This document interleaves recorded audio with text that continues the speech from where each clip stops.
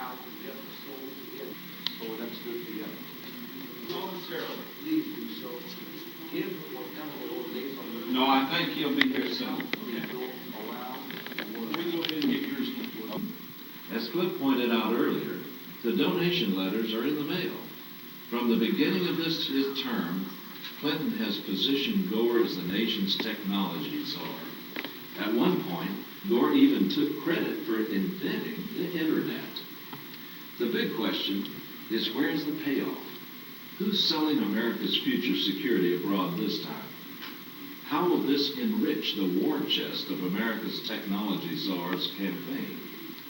One way to find out is to look at who's invited to Friday's strategic meeting.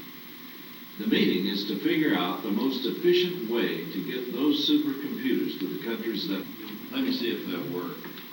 I just need something to borrow in the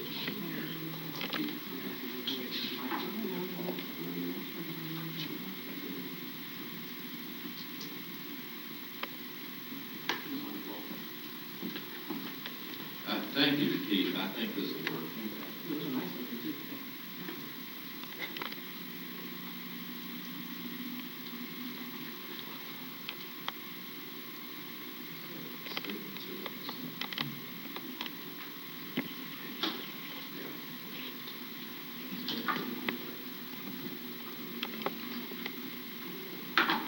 Okay, standing by. Let me come up just a little bit.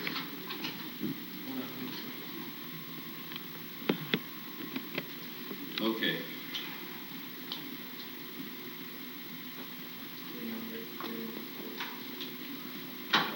Standing by. 6, 5, 4, 3. Well, it's only been 2 weeks since the Cox report was released. It was a blazing condemnation of the administration's sale of supercomputers to China. Some members of both the House and the Senate have openly used the word treason to describe the sale. The White House assured us solemnly that it would clean up its act and put national security first. Heads would roll, we were told, and the investigation continues, as they say. But what is the administration up to this week?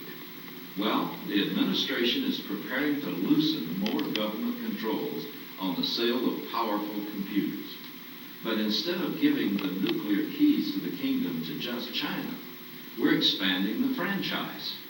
More than 100 formerly restricted countries are being removed from the list. The new future nuclear countries include most of South America, as well as Central and Eastern Europe.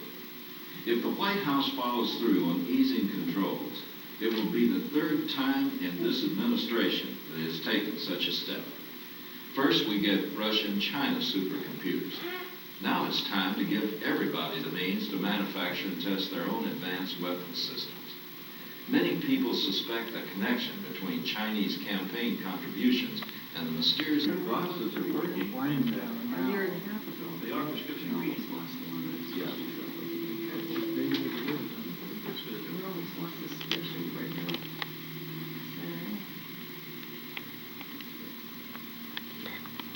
Just because we have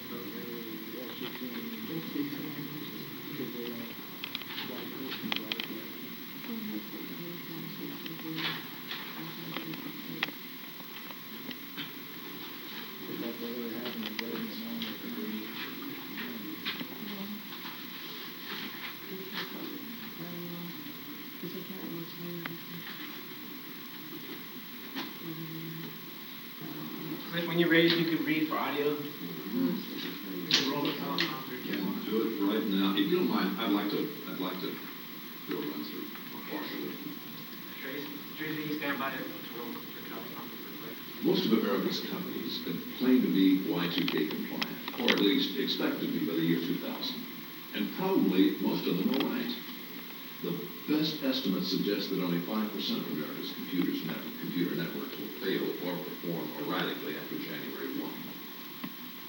Of course, 5% is a huge number, so disruptions will be inevitable, even in the best-case scenario.